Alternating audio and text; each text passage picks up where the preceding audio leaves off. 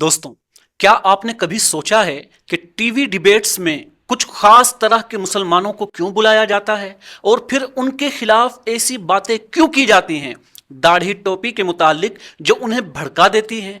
आज हम आपको बताएंगे कि कैसे मीडिया हिंदू और मुसलमानों के दरमियान लड़ाई करवाकर अपनी रेटिंग्स बढ़ाता है। राकेश सिन्हा जो आरएसएस के स्पोक पर्सन हैं, उन्होंने इस बारे में एक बहुत बड़ा खुलासा किया है।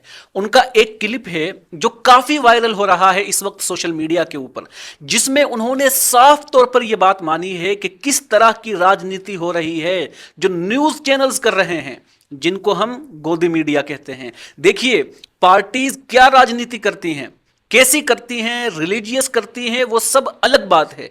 अगर हम गौर करें तो आज हालत ये हो गई है कि एक पार्टी की तरफ से जो एक राज्यसभा के एमपी हैं, उनको सार्वजनिक तौर पर यह बात कहनी पड़ रही है कि आखिर कितना ज्यादा जहर, कितनी ज्यादा नफरत और कैसी गंदी घिनौनी भद्दी राजनीति इस वक्त जो कर रहा है, तो वो कोई पॉलिटिकल पार्टी नहीं है, बल्कि वो गोदी मीडिया कर रहा है। और वो ऐसे चैनल्स कर रहे हैं जिसमें आपके टेलीविजन स्क्रीन पर दिखने वाले, प्राइम टाइम के न्यूज में दिखने वाले वो चेहरे हैं जिनको हो सकता है आप अपने घर के परिवार के सदस्यों के साथ, बच्चों के साथ बैठकर खाना खाते हुए देखते हो। लेकिन आप सोचिएगा कि वो आपके परिवार के साथ क्या कर रहे हैं। ये सब डॉक्टर राकेश सिन्हा की मुंह जबानी आप समझ पाएंगे कि कैसे नफरत फैलाने के लिए मुसलमानों के साथ डिबेट करते हुए उसकी दाढ़ी और उसकी टोपी पर भद्दे कमेंट्स करने के लिए उनको उकसाया गया। राकेश सिन्हा को फोन करके एक न्यूज चैनल के एंकर ने बोला कि आपसे हम डिबेट शुरू करेंगे और कैसे डिबेट की जाएगी, डिबेट का क्या पैटर्न होगा, आपसे शुरू करेंगे और आप ऐसा बोलिएगा, फिर वो उल्टा गुस्सा होकर आपको जवाब देंगे। यानी डॉक्टर राकेश सिन्हा को कहा कि आप उनकी दाढ़ी के या टोपी के बारे में कोई भद्दा कमेंट करें और उसके बाद जाहिर सी बात है कि मुसलमान जो है इसके ऊपर गुस्सा होगा और वो आपको जवाब देगा। तो जब वो ऐसा करेंगे तो मैं बीच बचाव करूंगा, यानी एंकर कह रहा है कि मैं बीच में आकर दोनों का बचाव करूंगा और इस तरह का एक पूरी तरह से कह लीजिए नौटंकी की जाएगी।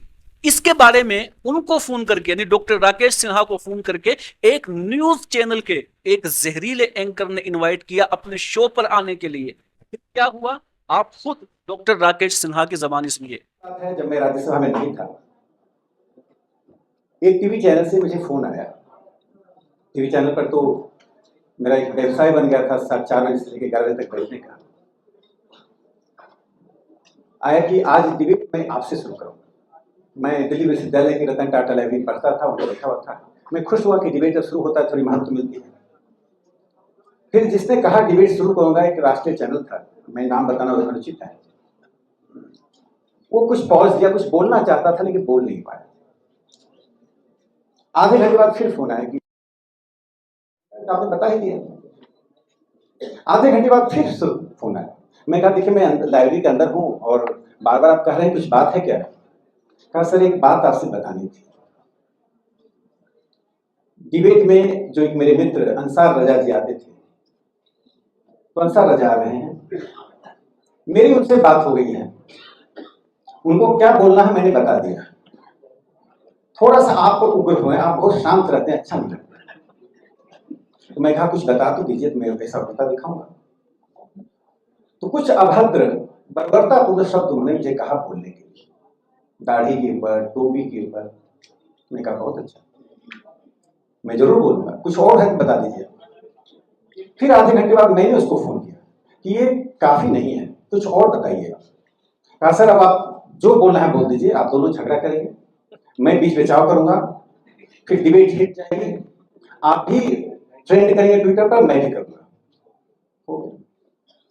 उस चैनल की गाड़ी आई, उसका फोन आया कि सर आपसे डिबेट शुरू होना है, नोएडा आने में शाम को दिक्कत होगी, आप जल्दी चले। मैं कहा मैं नोएडा नहीं आ पाऊंगा, मुझे मुंबई जाना है, कोई अचानक काम आ गया। कहा सर अचानक क्या होगा, डिबेट आपसे शुरू करना, मैंने किसी से बात भी नहीं किया, मैं किसको बुलाऊंगा? मैं कहा कुछ बहुत जरूरत काम आ गया। कहा क्या बताए सर, कुछ खास बात है क्या? मैंने कहा आपने जो मुझे निर्देश दिया उसका मैं वॉशरूम में जाकर कई बार रिहर्सल किया और अपनी सूरत देखता रहा। फिर मैं देखा मेरी लंबाई भी अच्छी है, देखने में बुरा नहीं हूं, तो मैं क्यों नहीं मुंबई जाकर ही एक्टिंग कर लेता हूं। दोस्तों, एक होता है कि अपनी आइडियोलॉजी को रखना। कुछ पॉलिटिकल पार्टीज के जितने भी स्पोक पर्सन होते हैं वो अपनी विचारधारा, अपनी आइडियोलॉजी रखते हैं, जिसमें भारतीय जनता पार्टी की तरफ से भी आके लोग रखते हैं। इसके अलावा आरएसएस प्रचारक भी आया करते हैं, धर्म के गुरु भी बिठाया करते हैं, मौलाना को भी बिठा दिया जाता है। इन सब के बीच में कई लोग अभी भी हैं और पहले भी थे जो अपना लहजा, अपनी भाषा की मर्यादा बनाकर रखने की कोशिश हमेशा करते रहे हैं। पढ़े लिखे लोग हैं और कैसे किसी के साथ बात करनी चाहिए, ऐसे आपको spoke person Bharatiya Janata party में भी मिल जाएंगे, आपको आम आदमी पार्टी में भी मिल जाएंगे, कांग्रेस में भी मिल जाएंगे, और जो दूसरी रीजनल पार्टीज हैं उनमें भी आपको इस तरह के स्पोक पर्सन मिल जाएंगे। लेकिन इन्हीं तीनों पार्टियों और दीगर पार्टियों में आपको ऐसे भी केसेस मिल जाएंगे कि जो अपनी भाषा की मर्यादा को ध्यान में कभी नहीं रखते और एक दूसरे के साथ छिटाक्षी और उल्टी सीधी बातें करते हुए एक दूसरे पर इल्जामात लगाते हुए बात करते हैं। मैं भी बोल सकता हूं कि संजय झा झावन और ऋतुराज झा मैं भी बोल सकता हूं हो आप। अरे आप सवाल ना पूछिए, पुरानी बातों में चले जाइए। इनका रंडी जो चलता है, इनका वो रोना धोना वो चलेगा। थोड़ा भाषा की मर्यादा, रोना धोना है। अरे 15 माफी चाहूंगा जो रोना। राकेश सिन्हा आज अगर ये बात आपके सामने मान रहे हैं, सबसे पहले तो उनको इसके लिए कॉन्ग्रेचुलेट करना चाहिए, उनको अप्रिशिएट करना चाहिए, क्योंकि ये आसान बात नहीं है। आप देख सकते हैं कि इसी तरह की राजनीति काफी अरसे से हो रही है और इस धर्म की राजनीति में कितना फायदा किसको हो रहा है, कैसे लोग अपनी राजनीतिक रोटियां सेक रहे हैं। इस बीच में अगर आकर कोई शख्स ये बात कहता है, किसी चैनल के बारे में बात करता है, तो जाहिर सी बात है कि भाई उसके लिए अप्रिशिएट होना चाहिए। और डॉक्टर राकेश सिन्हा ने किस एंकर के बारे में यह बात की होगी, आपके सामने मैं उसका नाम तो नहीं ले सकता, लेकिन कम से कम उसको तो समझ में आ ही गया होगा।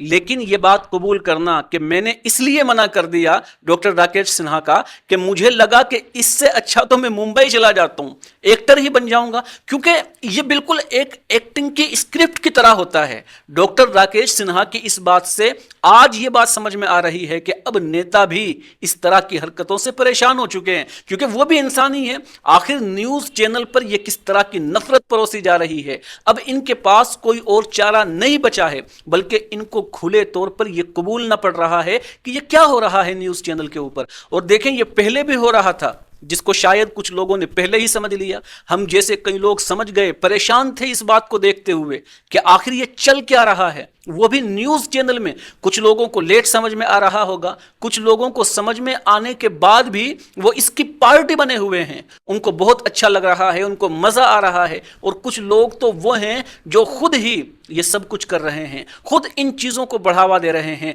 लेकिन मैं दोस्तों, ये सब चीजें तो आपने देख ली, बस आखिर में ये बात करना चाहूंगा कि मीडिया की चालों में ना आए और हमेशा सच्चाई की तलाश करें, अपने दिल को, अपने दिमाग को खुला रखें और हर बात को तनकीदी नजर से देखें, क्योंकि हमें खुद मिलकर ही एक पुरअमन मोहब्बत भरा समाज बनाना होगा। इन चैनल्स वालों से कोई उम्मीद आप ना रखें, ये कैपिटल का ज़माना है, आज हर कोई अपनी रेटिंग्स बढ़ाना चाहता है। चैनल्स वालों की तो ये हालत हो गई है कि ये अपनी रेटिंग्स बढ़ाने के लिए, अपने फ़ायदे के लिए गज़ा के अंदर चलने वाले जेनोसाइड को भी सपोर्ट कर सकते हैं। तो फिर ये डिबेट्स में आकर इस तरह की बातें करना, एक दूसरे के ऊपर इल्ज़ाम लगाना, हिंदू मुस्लिम की बहस करना, ये तो इनके लिए बहुत आसान बात है।